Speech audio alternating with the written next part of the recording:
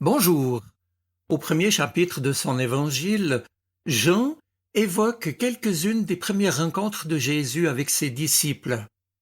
Ainsi, dit-il, Jésus ayant décidé de partir pour la Galilée, il rencontre Philippe et lui dit « Suis-moi ». Ensuite, Philippe rencontre Nathanaël et lui dit « Nous avons trouvé celui dont Moïse a parlé dans le livre de la loi et dont les prophètes aussi ont parlé. C'est Jésus, le fils de Joseph de Nazareth. » Nathanaël lui dit « Mais peut-il venir quelque chose de bon de Nazareth ?» Philippe répliqua « Viens et tu verras. » Quand Jésus vit Nathanaël s'approcher de lui, il dit à son sujet « Voici un véritable Israélite, il n'y a rien de faux en lui. » Nathanaël lui demanda « Mais comment me connais-tu » Jésus répondit « Je t'ai vu quand tu étais sous le figuier, avant que Philippe t'appelle. » Nathanaël lui dit « Rabbi, tu es le Fils de Dieu, tu es le roi d'Israël. » Jésus lui répondit « Ainsi tu crois en moi parce que je t'ai dit que je t'avais vu sous le figuier? Tu verras de bien plus grandes choses que celles-ci. » Eh bien, dans ce récit, mes amis, on apprend donc que Nathanaël est un homme juste et croyant, un homme que Jean l'évangéliste situe assis sous un figuier. Cette information n'a en fait rien de secondaire, et cela pour plusieurs raisons. Tout d'abord parce que on sait à quel point le figuier est présent dans les paroles de Jésus. Ainsi, par exemple, dans un épisode fameux, le figuier desséché permet de déchiffrer le temps présent. L'arbre permet de discerner comment Dieu est à l'œuvre à travers Jésus-Christ. Puis le figuier évoque les temps derniers, les temps messianiques, dont Jésus est l'inaugurateur. Et de plus, dans la tradition juive, le figuier est également associé à l'étude des Écritures. Or, il est remarquable que lorsque Philippe appelle Nathanaël, il lui explique précisément que Jésus est celui dont il est écrit dans la loi de Moïse et chez les prophètes. Nathanaël, qui est un lecteur attentif des textes bibliques, est donc à même de reconnaître, comprendre que Jésus est le Messie, celui vers qui justement tendent toutes les Écritures.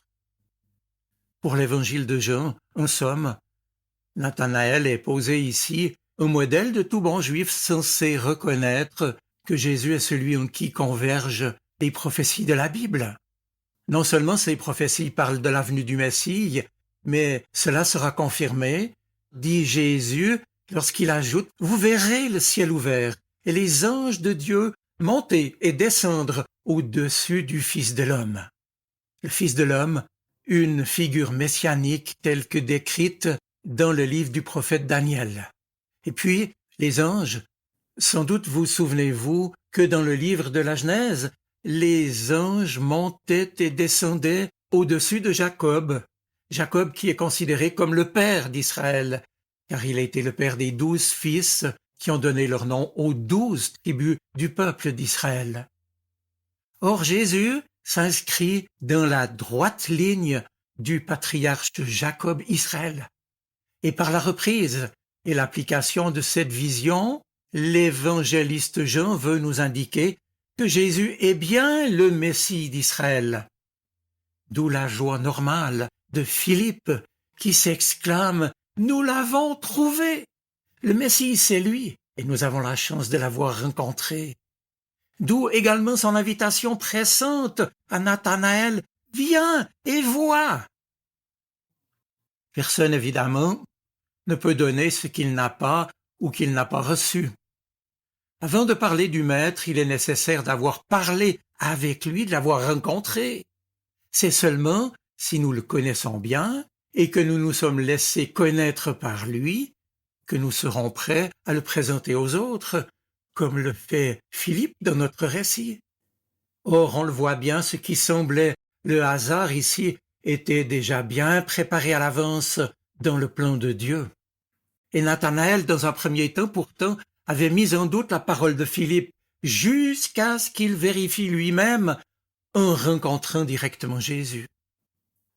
On peut ici en déduire que si le message lui-même se transmet comme le feu d'une brindille à une autre, la foi, elle, ne s'allume qu'au moment où la personne qui a reçu le témoignage fait elle-même l'expérience de la rencontre. C'est donc quand il a entendu Jésus lui dire « Avant que Philippe t'appelle, quand tu étais sous le figuier, je t'ai vu. » Oui, c'est à ce moment-là que tout a basculé pour Nathanaël. Il a suffi qu'il se sente regardé jusqu'au plus profond de lui-même pour que son cœur s'ouvre et se donne tout entier. Et alors, bouleversé, il s'écrie « Maître, c'est toi le Fils de Dieu, c'est toi le roi d'Israël. » Sans tarder, il affirme sa foi. Oui, Nathanaël a été un homme sincère et droit. Et c'est assurément pour cela que Jésus a choisi des hommes et des femmes ordinaires, comme vous et moi, pour le suivre. Et c'est pour ça aussi qu'il nous a choisis, parce qu'il nous voit. Il te voit toi aussi, capable de retournement, de métanoïa, de changement de mentalité, de conversion, de foi, comme Nathanaël. Comment me connais-tu? C'était la grande question de Nathanaël. Eh bien, comprenons, mes amis, que le Seigneur nous voit au-delà des apparences. Il lit dans notre cœur, il voit au plus profond de nos cœurs. Dieu n'est pas semblable à l'homme, et sa justice n'est pas à la manière de l'être humain. Là où l'homme ne voit dans la justice que jugement et condamnation, Dieu, lui, nous regarde, lui voit en nous vérité et grâce possible de conversion. Il voit le pardon, l'amour et la possibilité pour chacun de nous de repartir à zéro.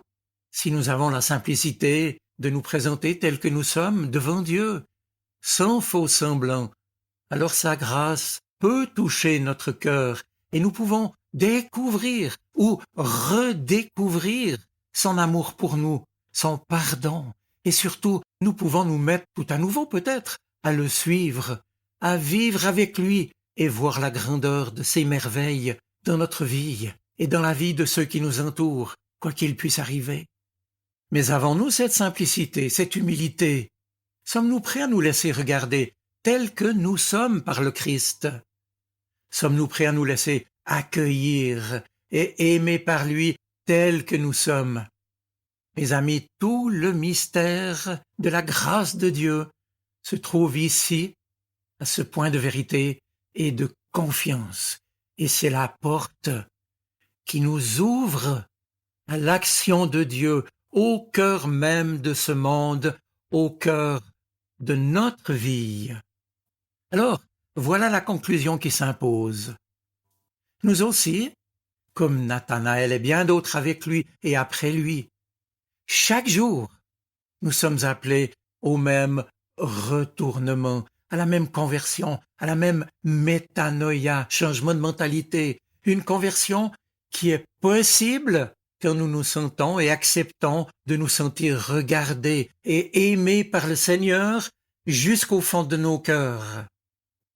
Et puis, enfin, sommes-nous, nous aussi, réjouis de la grâce qui nous est faite, la grâce de l'avoir trouvé, lui le Christ, ou plutôt d'avoir été trouvé par lui, car il est certain que c'est toujours lui qui prend l'initiative de s'approcher de nous, et aujourd'hui encore. Je t'ai trouvé, Seigneur, tu m'as rencontré, tu m'as trouvé, mais comme chacun de tes disciples, il me reste maintenant à te suivre, chaque jour, un peu plus en avant sur ton chemin. Alors, ô Dieu, aide-moi à mieux t'aimer, à mieux te servir, à mieux te connaître. Aide-moi chaque jour à le faire avec courage et persévérance, comptant sur ta force et ton pardon. Mes amis, c'est dans cette perspective que je vous souhaite une bonne semaine. Soyez bénis. Amen. Sa parole résonne dans mon cœur. Elle est vivante, elle parle. Elle m'aide à choisir, m'illumine.